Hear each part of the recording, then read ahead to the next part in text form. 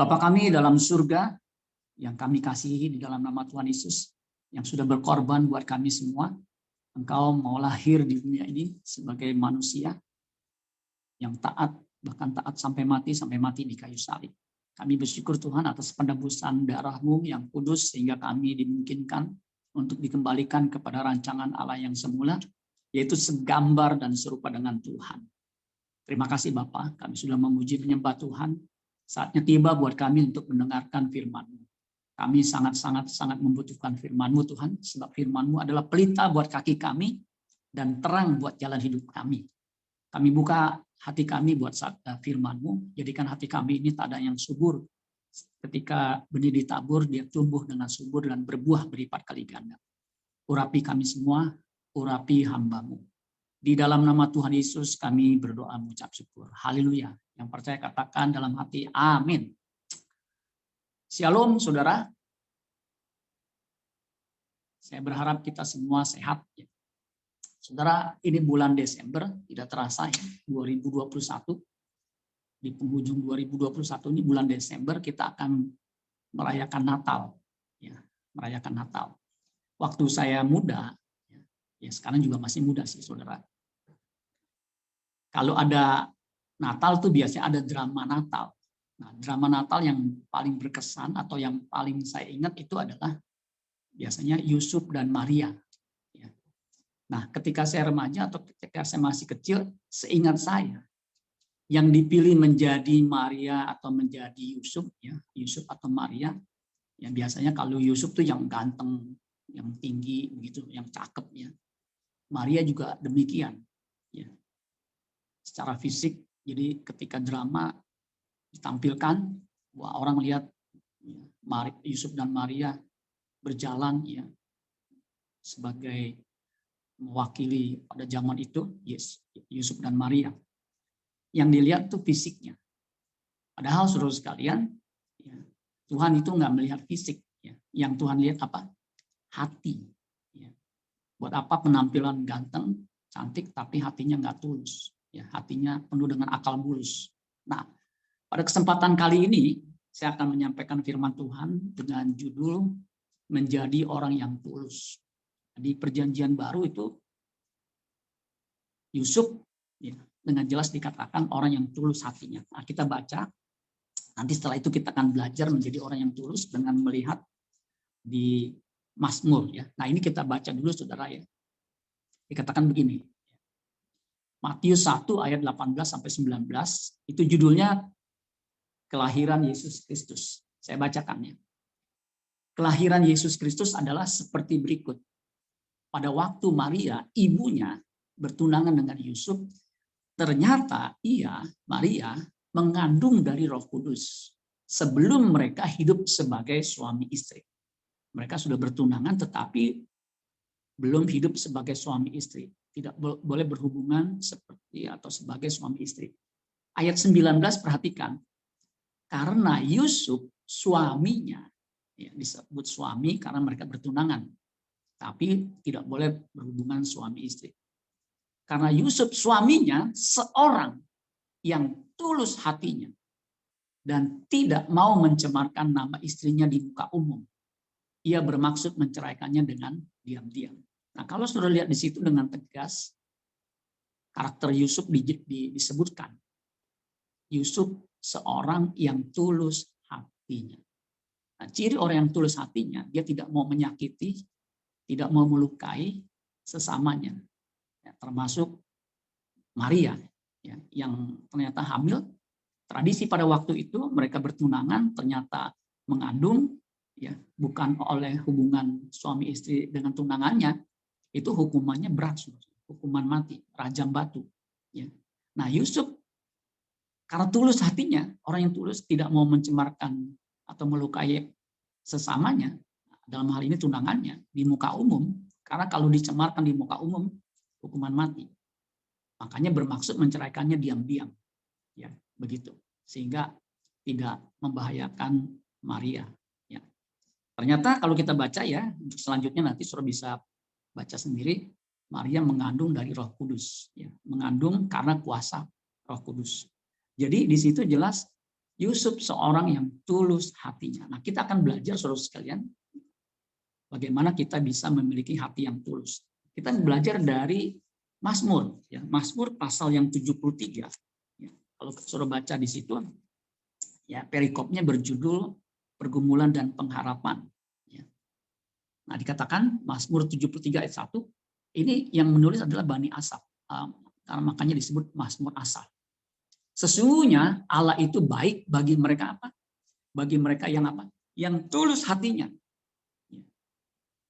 Bagi mereka yang bersih hatinya. Di situ ada dua karakter, dua sifat, tulus hatinya dan bersih hatinya. Sebenarnya tulus hati dan bersih hati itu sasamiwon. Ya, sasamiwon sama saja samimawon. Karena memang sesungguhnya itu dari satu kata asli bahasa Ibrani, ya, satu kata. Nah, terjemahan New English Translation, ini terjemahan bahasa Inggris, itu dikatakan begini, ada sedikit perbedaan. Nah, perbedaan ini bisa memberkati kita. Ya.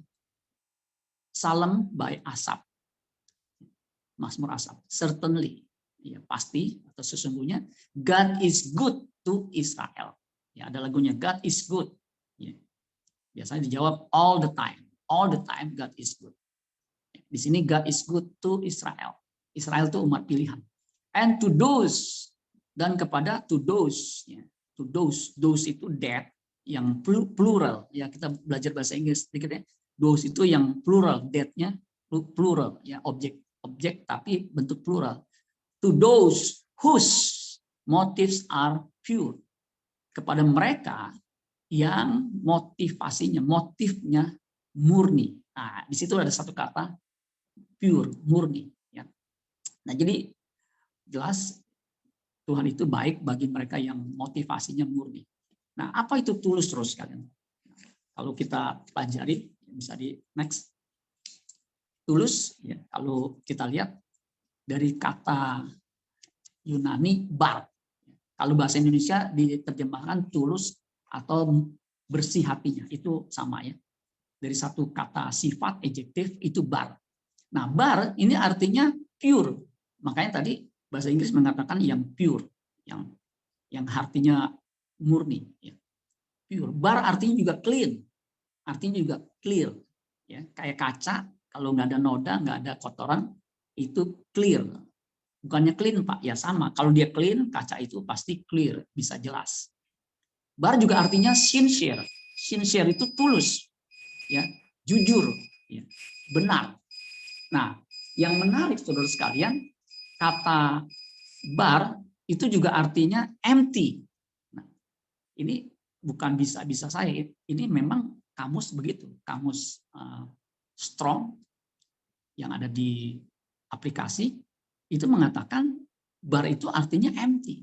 Saya tadinya nggak begitu paham ya, tapi ketika saya renungkan, saya pelajari, ternyata kata empty, kosong, ini punya makna positif, makna yang positif, positive meaning. Artinya kosong dari kebusukan, dari kejahatan, dari motif-motif atau niat-niat yang jahat. Dengan kata lain, tidak punya niat, tidak punya keinginan, tidak punya hasrat untuk menyakiti atau melukai orang. Nah, itu tadi seperti Yusuf. Ya, tidak mau mencemarkan orang, nggak punya tendensi niat untuk melukai atau menyakiti orang. Itu orang yang tulus, sekalian. Ya. Alkitab mengatakan kalau ada niat jahat dalam hati kita, itu dikatakan Tuhan tidak akan mendengarkan. Kalau ada niat hati, niat yang jahat, itu di Mazmur pasal 66 ayat 18. Seandainya ada niat jahat dalam hatiku, tentulah Tuhan tidak mau mendengarkan. Ya. Sesungguhnya bukan tangan Tuhan kurang panjang untuk menyelamatkan, atau pendengarannya kurang tajam untuk mendengarkan.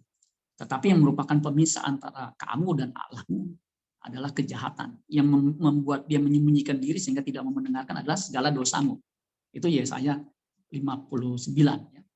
Jadi jelas saudara sekalian, definisi ini, ya, tulus hati itu nggak ada atau kosong daripada niat-niat jahat.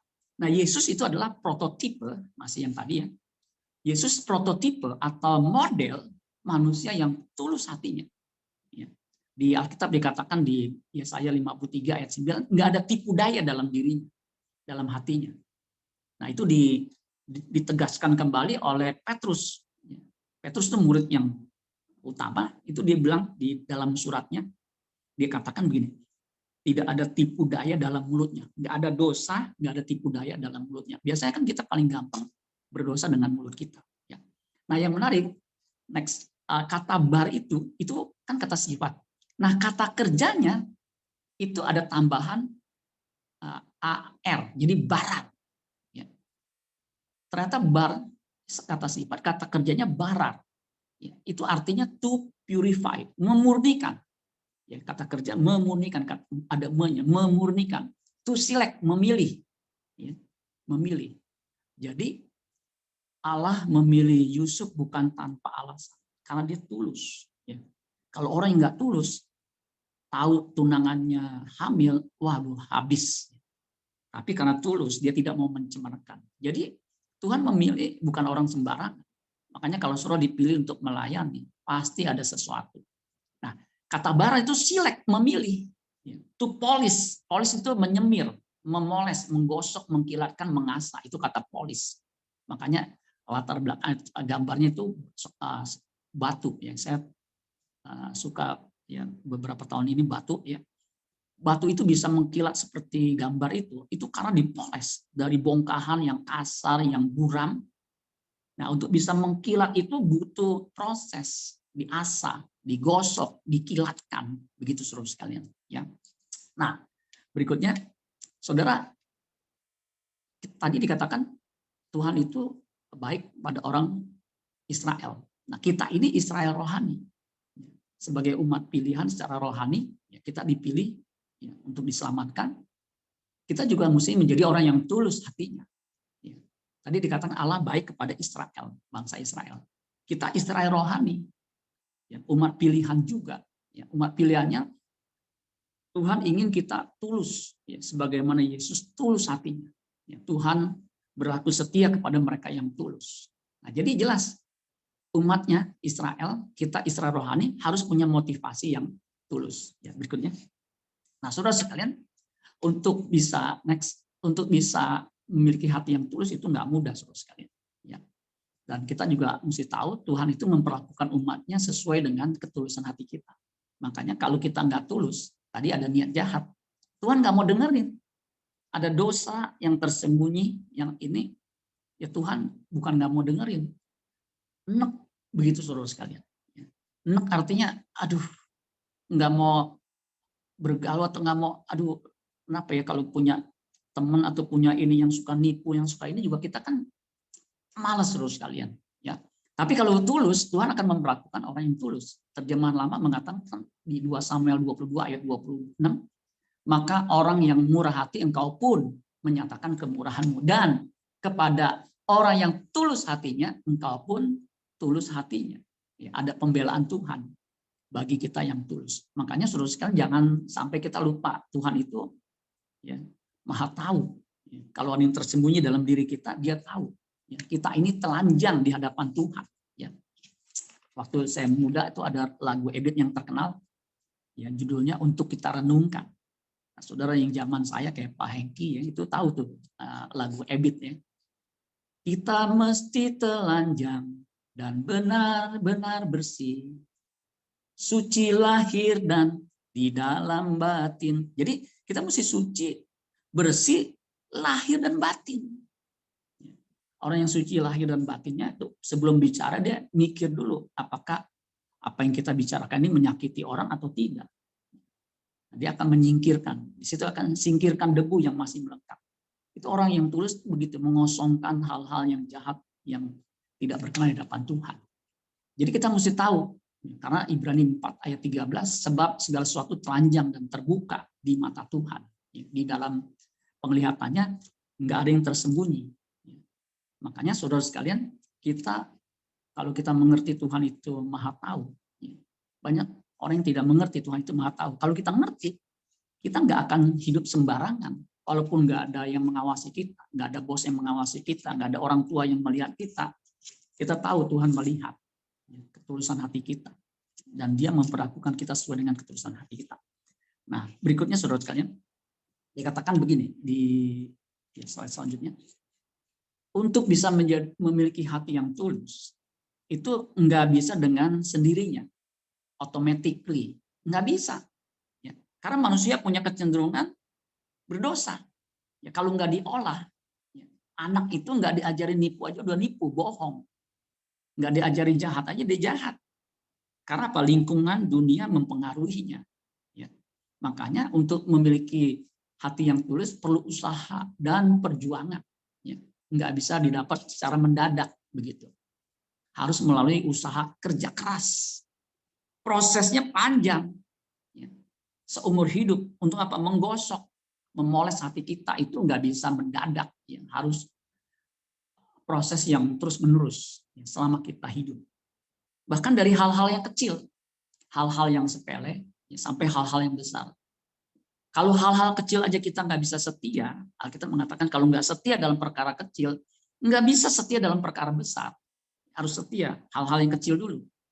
Misalnya ketika kita janji dengan seseorang, misalnya janji jam 12, ternyata setengah 12 belum datang, ditelepon, bro, lu di mana? Gue harus setengah 12 nih, gue udah di tempat ini kafe. Dia baru ingat, dia lupa janji jam 12. Nah, kalau orang yang tulus kan gampang. Sorry, gue baru bangun nih. Gue kejar deh, mudah-mudahan jam 12 sampai. Dia akan usahakan. Ya, gak usah mandi atau gimana, yang penting jam 12. Tetapi kalau orang yang nggak tulus, dia kasih alasan.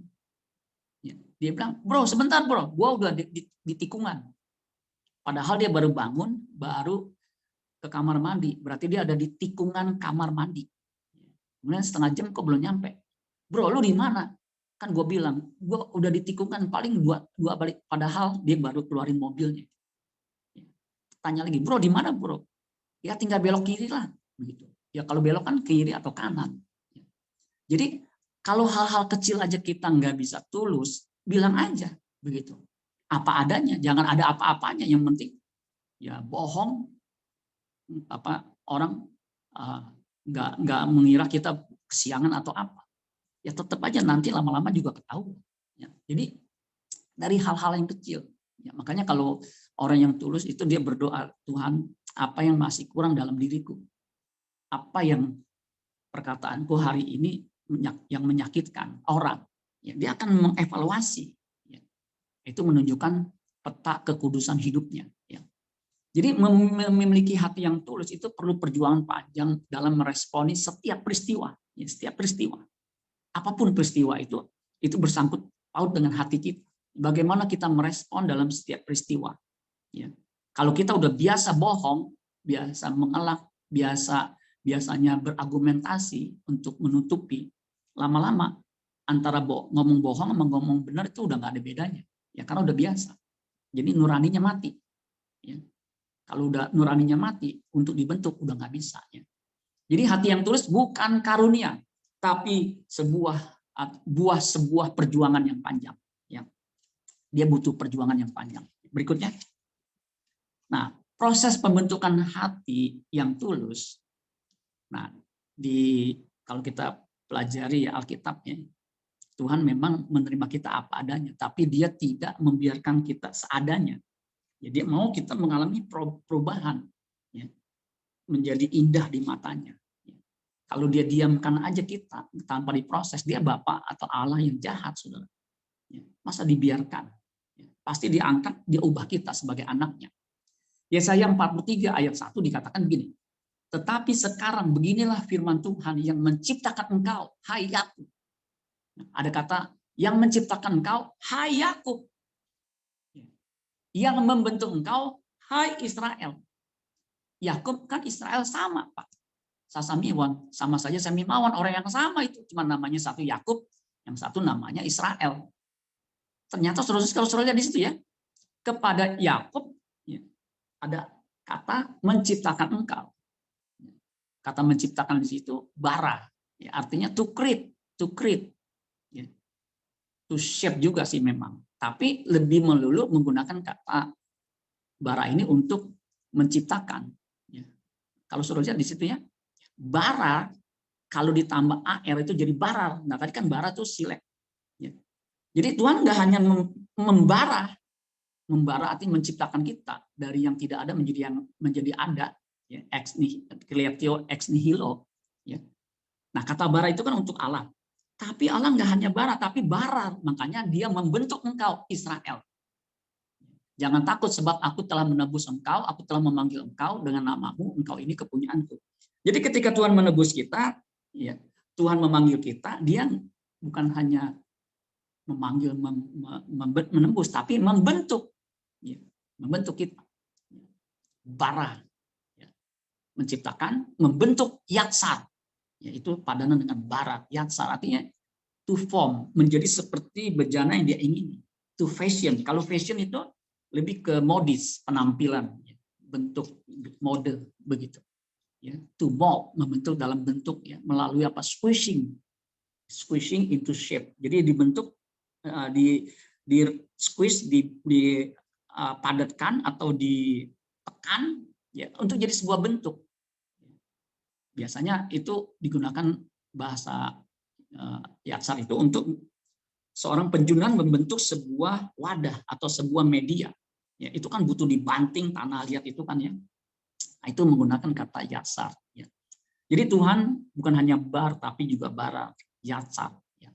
Itu kita mesti ketahui. Makanya kalau saudara dibentuk di proses Tuhan, kalau ngerti kebenaran firman Tuhan ini nggak mengeluh, ya, dia akan menjalani. Nah, pandemi ini sebenarnya adalah sebuah proses pembentukan kita. Dari yang miskin sampai yang kaya, dari yang pinter sampai yang bodoh, ya, itu mengalami pembentukan. Nah, kalau kita pelajari tentang Yakub yang tadi disebut Israel, Yakub itu mengalami pergumulan yang panjang, saudara sekalian. Ya, Yakub.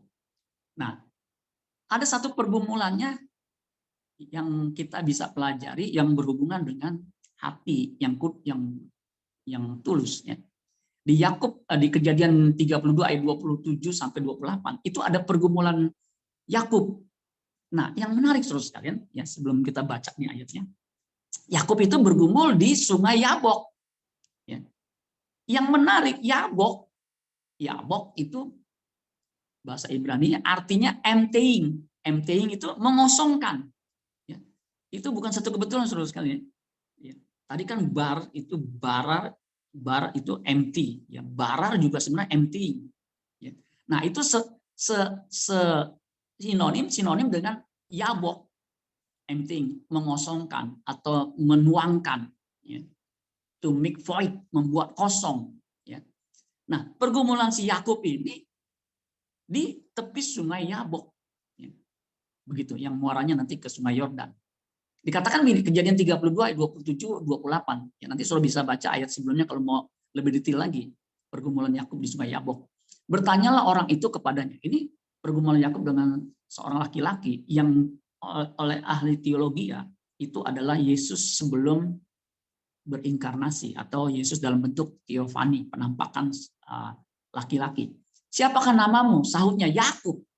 Lalu kata orang itu, namamu tidak akan disebutkan lagi Yakub, tetapi Israel. Sebab engkau telah bergumul melawan Allah dan manusia engkau menang. Karena nama Israel itu dari kata Ibrani Yisrael, dari dua kata Yisra dan El. Yisra itu bergumul, berjuang. El itu Eloah atau Elohim jamaknya. Ya. Jadi Israel atau Yisrael artinya bergumul dengan Allah atau bergumul melawan Allah dan menang. Ya. Nah, sesungguhnya memiliki hati yang tulus itu adalah pergumulan kita dengan Allah dan sesama.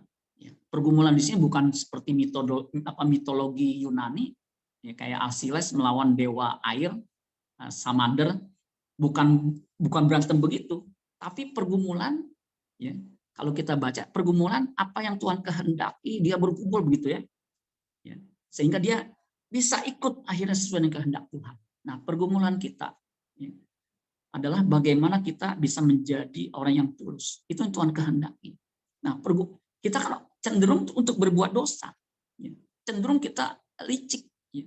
Seperti Yakub itu namanya aja heel holder atau heel catcher, orang yang mau merampas milik orang lain, heel holder. Ya, jadi tumit orang mau diambil begitu, ya. Itu udah dari kandungan kan udah ketara begitu. Ya. Nah Yakub kalau nggak mengalami pergumulan, dia mungkin bukan hanya penipu, karena yang ditipu bukan orang tuanya aja ya, bukan hanya Yakub aja, bukan hanya Esau aja, orang tuanya juga ditipu, saudara. Tapi beruntung Yakub ketika bergumul dia boleh menang, saudara. Nah kita juga mesti ngerti proses dan hasil itu, ya memang berbanding lurus. Kalau kita berjuang, hasil juga pasti baik. Ya, jadi hasil proses tidak mengkhianati hasil itu pasti hasil dari sebuah perjuangan ya. Orang percaya yang tulus itu hasil pembentukan ya berikutnya. Jadi hasil pembentukan. Nah, tadi saya berkali-kali Tuhan bukan hanya memanggil kita menebus kita, tapi juga mau membentuk kita. Dia menerima kita apa adanya, tapi dia tidak membiarkan kita seadanya. Makanya nggak ada pilihan lain. Kita pasti dibentuk. Ya. Di Mazmur 73 ayat 14-nya, tadi kan ayat 1 ya. Dikatakan begini, ini pemazmur juga sampai frustasi, sampai dia bilang mulai putus asa. Kok begini? Mulai berasa sia-sia nih jadi orang benar. Ya. Setiap hari mau hidup benar kok. Melihat orang yang fasik makin kaya, makin gemuk, sehat. Nggak ada penderitaan. Tapi kok saya ada penderitaan? Ya. Karena memang itu perjuangan untuk menjadi orang yang tulus hatinya itu nggak mudah.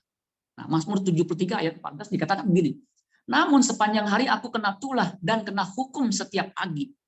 Ya, kalau bahasa Inggrisnya, I suffer all day long and I'm punished every morning. Ya, kalau King James lebih tegas lagi, for all the day long, sepanjang hari, have I been plucked. Saya kena tulah dan chasten, dipukul, ya kena hukum. Setiap pagi, bayangin, setiap pagi sepanjang hari kena tulah. Ya. Nah, yang menarik terus sekalian, kalau kita baca tanpa memahami bahasa aslinya, kita bilang sial banget nih ya, orang benar kok kena tulah setiap hari, kena hukum setiap hari. Nggak mau deh jadi orang Kristen, nggak mau lah jadi orang benar. Pasti kita murtad. Tapi kalau kita ngerti bahasa aslinya, luar biasa. Kata tulah itu memang bahasa Inggris menerjemahkan kata plak. Ya, plak itu kayak kita nih. Kita ini pandemi ini plak. Ya, pandemi ini plak. Begitu saudara sekalian. Nah, kata tulah itu dari bahasa Ibrani naga. Naga itu artinya to touch, menyentuh, touch. To reach, menjangkau. Ya. To strike, memukul. Ya. Hati yang keras dia pukul supaya lembut.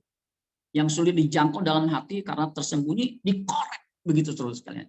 Supaya apa? Supaya bersih. Kalau enggak akan sembuh. Ya, dulu Esther kakinya yang itu ada borok. Mungkin karena dibiarkan dia garuk ya. Digaruk-garuk kukunya enggak higienis ya. Akhirnya infeksi. Saya mau sentuh aja enggak bisa. Sampai dia akhirnya demam. Udah demam ya kalau dibiarkan panasnya tinggi begitu kan bahaya. Terpaksa dibawa rumah sakit. Ketika dokter lihat, aduh, maaf ya ini mesti bedah kecil. Apa dok bedah kecil? Ya nanti lihat aja. Wah saudara, Bapak tolong pegang ya. Dipanggil tuh sapam sama suster. Dipegangin sampai apa? Dikorek. Ya. Di reach, dijangkau tuh sampai yang keluar itunya. Karena udah melembung begitu sampai demam berarti kan infeksi. Ya. Dulu Pak Hendy udah bilang, korek Pak, kasih alkohol. Lah saya kan bapaknya nggak tega. Gitu. Dokter kan maha tega. Dia korek, dia iniin, sakit dikit nggak apa-apa Pak, nanti sembuh. Betul. Nggak berapa lama ya, dia teriak-teriak, bayangin saudara dikorek ya, pakai alkohol, itu kan sakitnya nggak ujubilah mendalik. Tapi itu sembuh. Nah Tuhan tuh mau begitu, dia korek, dia iniin, nanti saudara akan mengalami kesembuhan ilahi, hati saudara akan menjadi murni. Kalau enggak, orang akan makin jahat, dan terus makin jahat. Ya. Wahyu pasal 22 ayat 11, yang cemar makin cemar, yang jahat makin jahat. Ya, sebaliknya orang yang kudus makin kudus. Ya. Nah, selain kena tulah, kena hukum. Nah, hukum di sini bahasa Ibrani tokekah. Tokekah artinya to rebuke, ya, menegur, to correction, ya. Reproof itu sama tuh, sinonim. Ya. Chastisement, ya. Chastisement itu hukuman, siksaan, deraan. Ya. Dan juga impeachment. Kalau impeachment itu istilah politik ya, memanggil untuk diminta pertanggungjawaban. Ya. Dulu waktu saya kecil ya, saya walaupun sekarang pendeta, waktu kecil juga suka nakal. Nah, mami saya itu memang yang paling galak dari keluarga kita itu yang mami itu. Itu kalau saya nakal, dia nggak biarin. Dia nggak pukul pakai rotan, tapi dia empos pakai ini nih. Ini jempol dia besar ya, sama telunjuk itu di bagian paha paling dalam. Jadi kalau dia marah, dia kekeok, itu dia sambil begini. Itu sakitnya suruh sekalian sampai ke ubun-ubun. Saya kalau dia lihat jempol dia gituin, saya trauma. Oh, sakitnya luar biasa. Tapi itu bagus. Kenapa? Saya ingat, saya nggak boleh nakal. Begitu, dibilangin nggak bisa, digituin saya udah takut. Nah, makanya puji Tuhan, ya, saya jauh lebih benar dibandingin sepupu saya. Yang maminya, papinya, dia biarin aja tuh. Ya, kasih uang jajan banyak, nggak sekolah dibiarin. Kalau saya nggak sekolah, habis deh ya. Itu kiri kanan paha mungkin udah bukan hanya biru, merah, ya campur biru ungu. Ya. Nah, hasilnya beda. Saya bisa ya lebih bagus. Nah, ini dia sekolah SMP kagak lulus, jadi lulusan cuma SD. Kemudian kerjaan juga sebagai tukang parkir segala macam gitu. Jadi hasil didikan beda saudara sekalian. Ya, begitu. Makanya pemazmur di Mazmur 73 ayat 4 tuh dia perhatikan, sebab kesakitan tidak ada pada mereka, sehat dan gemuk tubuh mereka. Mereka siapa? Orang fasik. Mereka tidak mengalami kesusahan manusia, mereka tidak kena tulah seperti orang lain, seperti dirinya maksudnya. Ya, aman-aman aja. Tapi hasilnya coba nanti ya kita lihat. Next dulu. Nah, saudara, di situ dikatakan proses dan dibentuk itu memang ciri Tuhan. Bapak itu begitu memproses. Kalau saudara pelajari perjanjian baru, penulis Ibrani dengan jelas dikatakan begini. Ibrani 15 ayat 5 dan 6. Dan sudah lupakah kamu akan nasihat yang berbicara kepada kamu seperti kepada anak-anak. Hai anakku, janganlah anggap enteng didikan Tuhan. Dan janganlah putus asa apabila engkau diperingatkannya. Karena Tuhan menghajar orang yang dikasihinya dan ia menyesah orang yang diakuinya sebagai anak. Itu didikan, ya, kemudian hajaran, sesahan itu chastisement, artinya pukulan. Untuk apa? Mendidik. Kalau kita orang yang dikasihinya pasti dihajar, dididik, dibentuk, nggak akan dibiarkan. Ya. Kecuali saudara orang yang memang udah taat, ya, udah ya Tuhan, ya oke aja ini aja, itu nggak akan dihajar. Ya. Karena orang yang dikasihi Tuhan, orang yang mengasihi Tuhan pasti diproses, dibentuk. Ya, karena Tuhan sayang kepada anaknya. Nah, next. Jadi untuk mencapai rupa yang elok, itu rupa yang elok itu diwakili oleh hati. Ya. Hati itu pusat kehidupan. Ya. Hati itu harus tulus, itu hasil proses. Ya. Itu rupa yang elok, itu selem. Ya, kata rupa di Mazmur 73 ayat 20, ya, itu selem. Selem itu kalau kita ingat pada ketika manusia diciptakan, ya menciptakan menurut gambar dan rupa. Gambar itu selem, rupa itu demut. Jadi selem itu gambar, artinya komponen yang ada dalam diri Allah, yaitu pikiran, perasaan. Nah, perasaan ini diwakili dengan hatinya. Ya. Hatinya harus seperti yang dimiliki hati Allah. Ya. Nah, Yesus itu model ya, manusia yang memiliki hati Allah. Ya. Apapun yang dikehendaki Allah, dia lakukan. Itu rupa Kristus itu seperti itu. Makanya kita harus menjadi serupa dengan gambaran anaknya. Ibrani 8 ayat 28. Ya, makanya Tuhan ya, dalam segala hal mendatangkan kebaikan, membentuk kita untuk mendatangkan kebaikannya apa? Rupa kita akan menjadi seperti Kristus. Tapi kalau kita nggak mau dibentuk seperti orang fasik, ya, hidupnya itu nanti ketika dia bangun realitas yang sesungguhnya itu di kekekalan, rupanya itu akan hina. Kenapa? Penuh dengan kejahatan, penuh dengan rupa-rupa, ya, kedurjanaan. Ya, tapi kalau orang tulus dibentuk, dia akan menghasilkan seperti sebuah batu yang mulia, yang elok begitu. Itu hasil pembentukan.